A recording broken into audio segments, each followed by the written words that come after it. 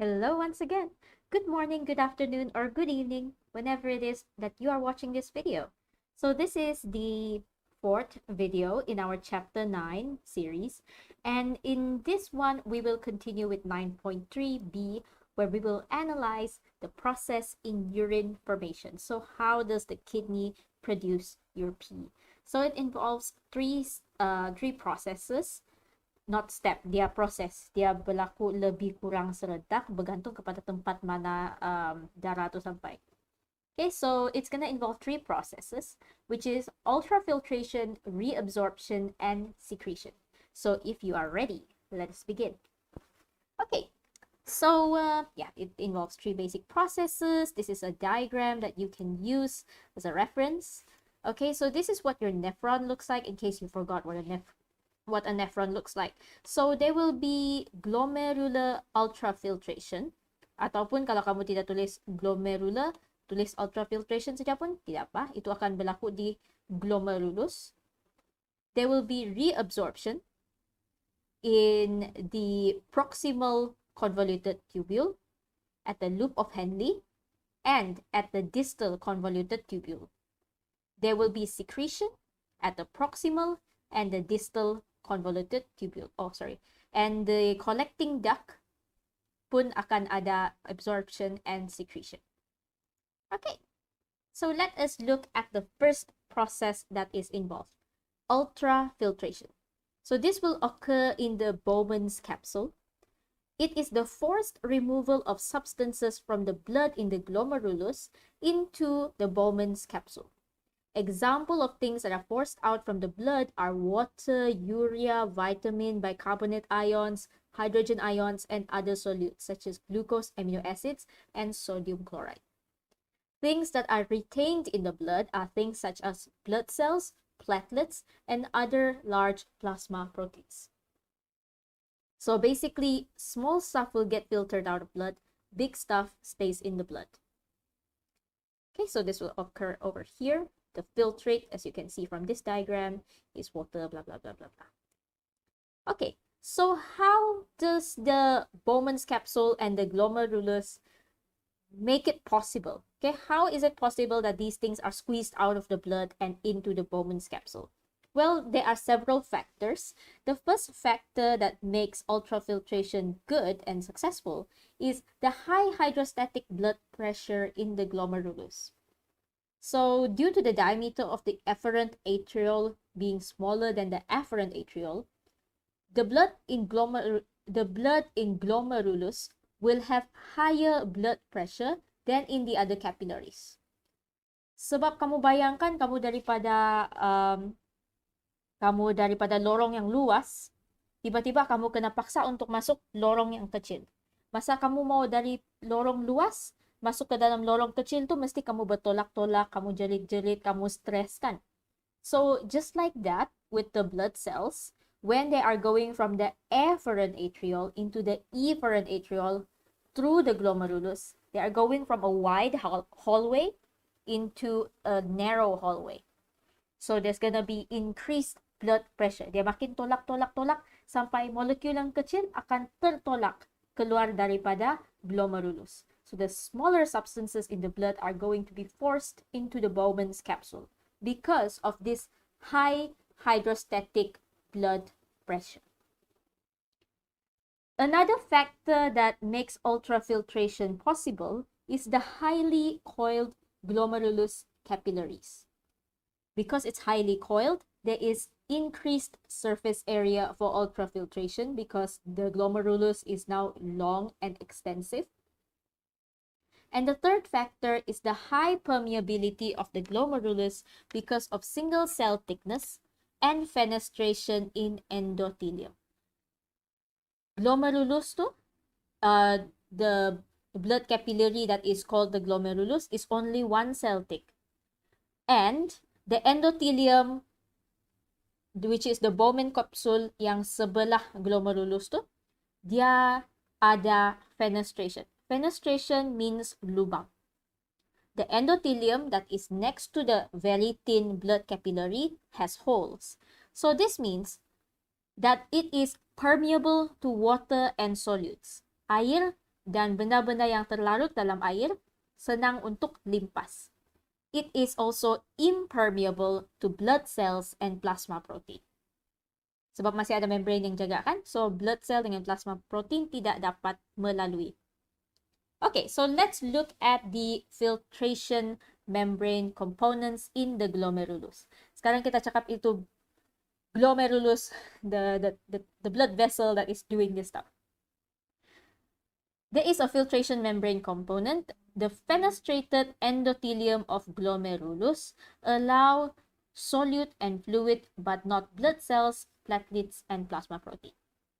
The basement membrane or the basal lamina allow passage of molecules depending on molecular size, shape, and charge. This prevents plasma protein being filtered out from blood capillary.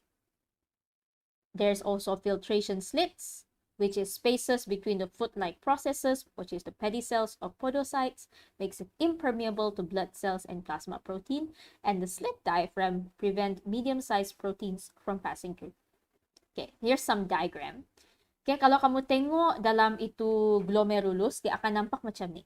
If you look at it under a microscope, you're going to see this disgusting looking thing. So this is that blood capillary which is surrounded by endothelium. Okay, this podocyte is a cell. Satu podocyte ni adalah satu sel khas. Podocyte ini dia ada macam kaki-kaki kecil. Itulah nama dia podocyte kan, podo. And then dia ada pedicel iaitu kaki-kaki jari jemari kecil. So dia akan macam membungkus setiap capillary itu. Untuk di antara pedicel tu akan ada ruangan untuk benda-benda yang kita mau filter.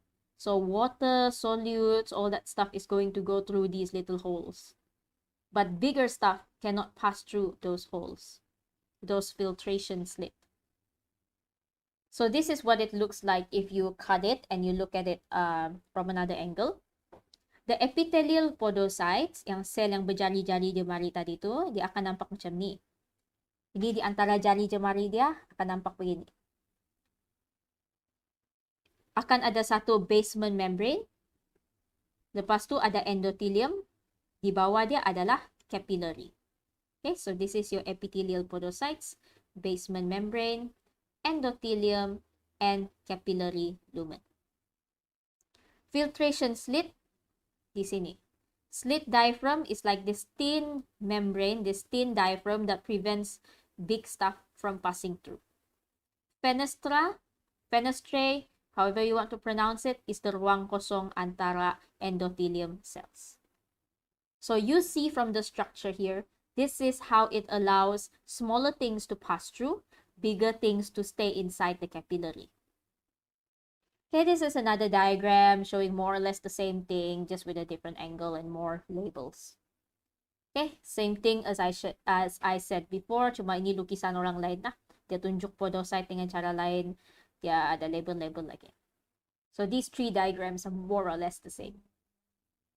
Okay, another one, this is the glomerulus, the capillary, and then ini ada epithelium cells. Okay, that is pretty much it for ultrafiltration. We are going on to the second process involved in urine formation, which is reabsorption. So this reabsorption, serap semula benda yang kita masih maut daripada filtrate.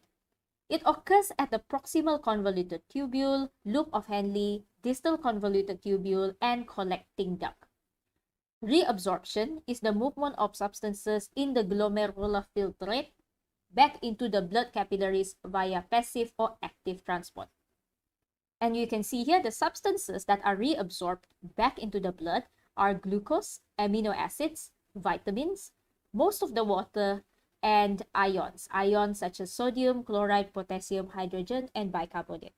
Sebab dia adalah, masa ultrafiltration tadi, memang dia main paksa saja benda keluar.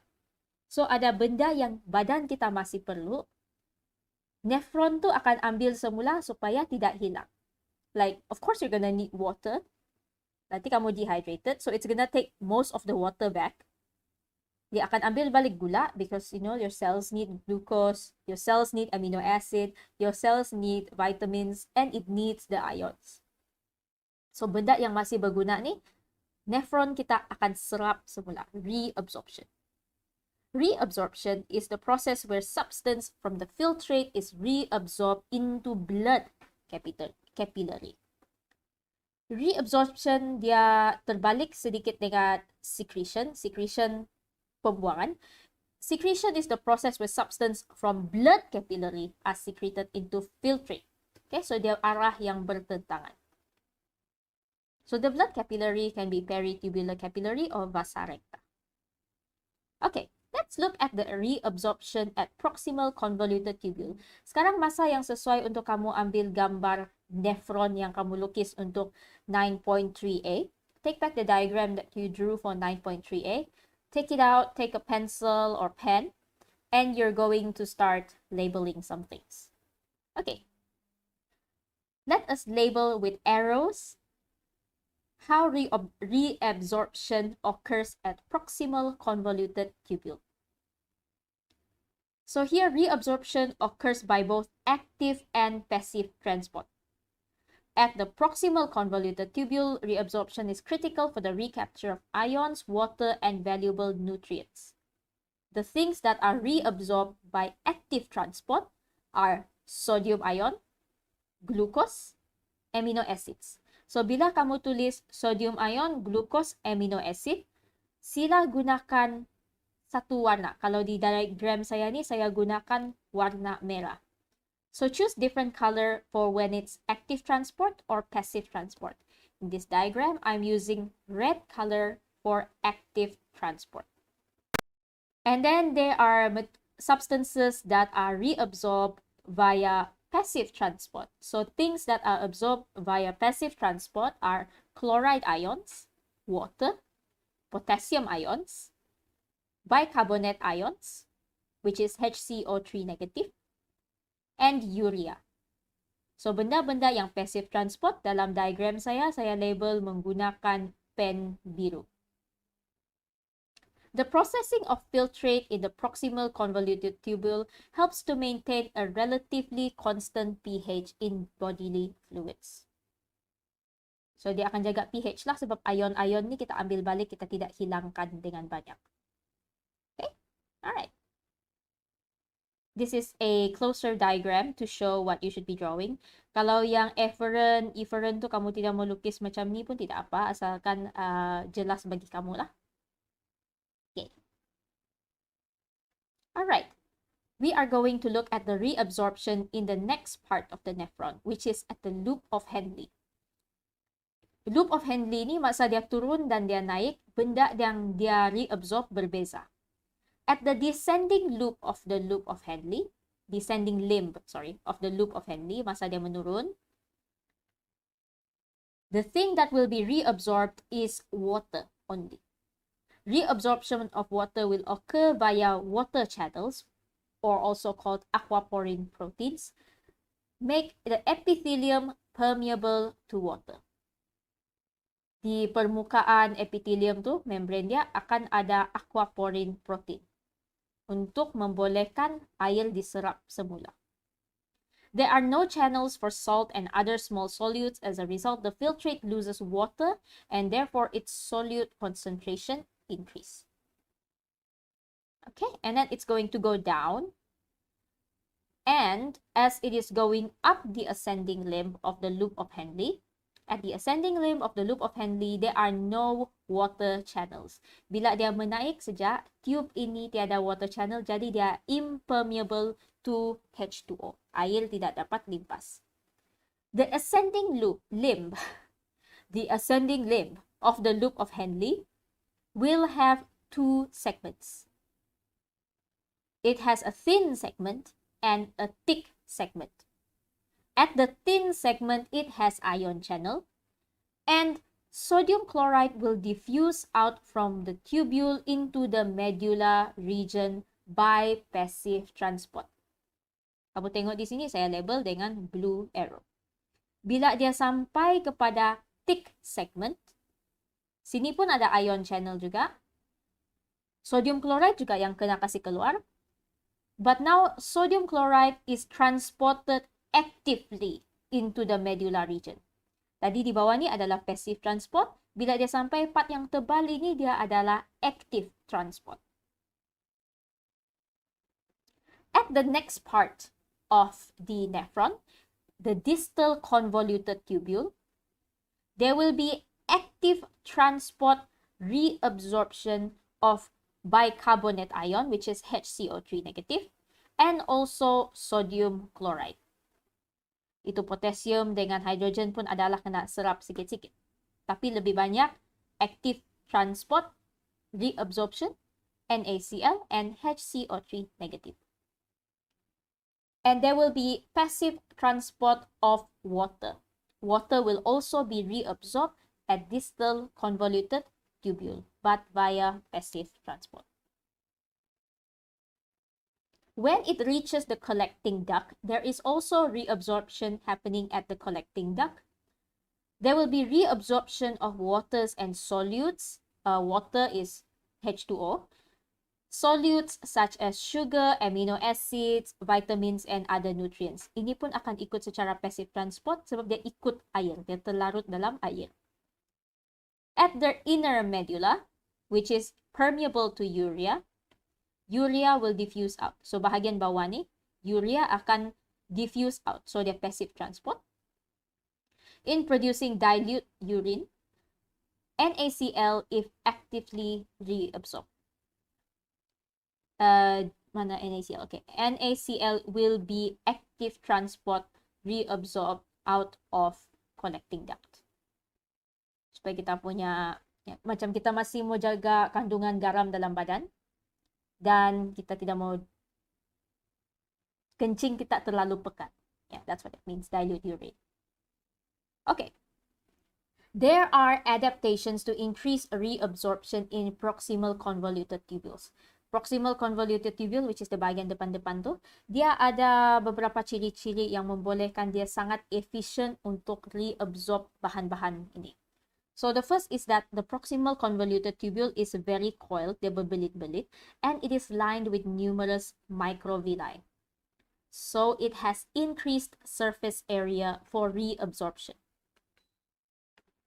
The proximal convoluted tubule also has an abundance of mitochondria, which provide energy for active transport. The proximal convoluted tubule also has pinocytic grooves, which are very small inlets at the base of microvilli. Dia ada macam teluk, macam ada tempat melengkung sedikit. So it enables pinocytosis of smaller protein molecules. Tempat yang melengkung masuk sikit tu, dia akan boleh ngap, ambil, minum sedikit smaller protein molecules. There are also spaces between the tubule cells, so it enables easy passage of substance from inside to outside of the tubules. And they are basal channels. So there are spaces between the cells and the basal membrane. There will be channels that increase the surface to volume ratio for substances to go out from cells to tubules. So here we can look at, this is what the structure looks like in the proximal convoluted tubule. Dia punya sel akan nampak macam ni, dia akan ada microvilli, akan ada tempat untuk pinocytosis di antara itu microvilli. And then you can see the intercellular spaces, you can see at the basement membrane, ada benda, banyak benda dia boleh serap.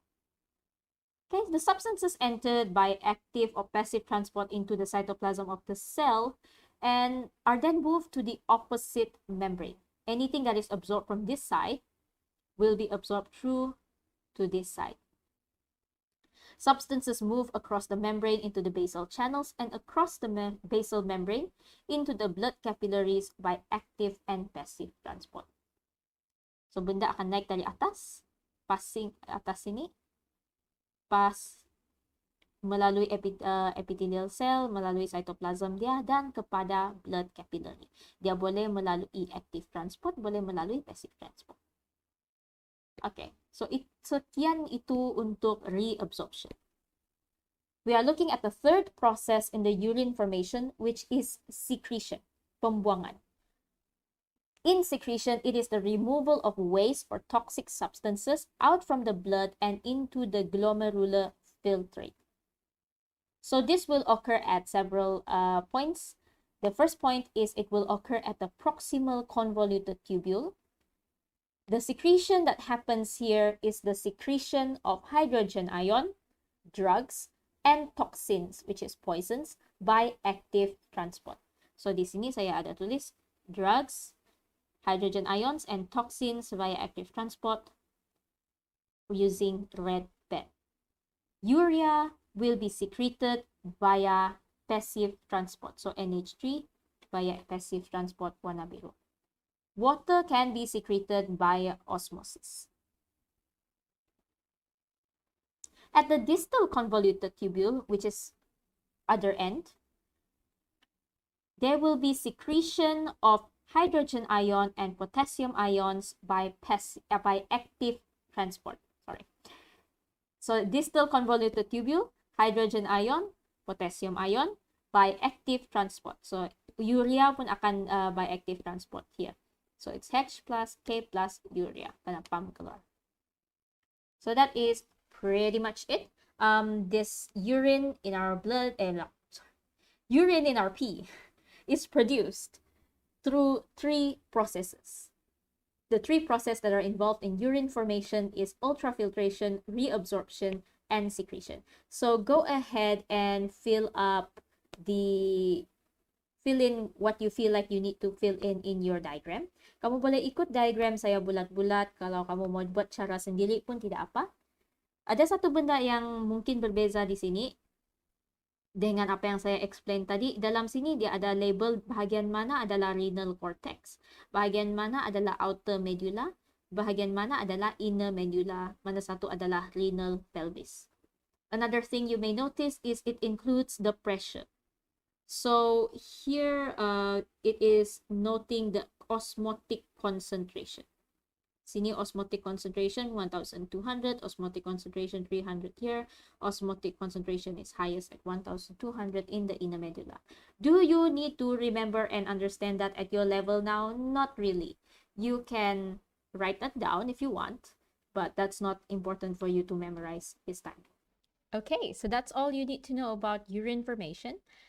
For now, what you should do is take out the diagram of the kidneys and nephrons that you drew after the last video. Now on your nephron diagram, draw arrows to show how the molecules are being filtered, reabsorbed, and secreted in the nephron. You can refer to the diagrams that we used in this video as your reference. After you're done drawing the arrows, please do question 1 in worksheet 9.3, which you can find in the Google Classroom. That's all for this video, and I'll see you again in the next one. Thank you, and bye!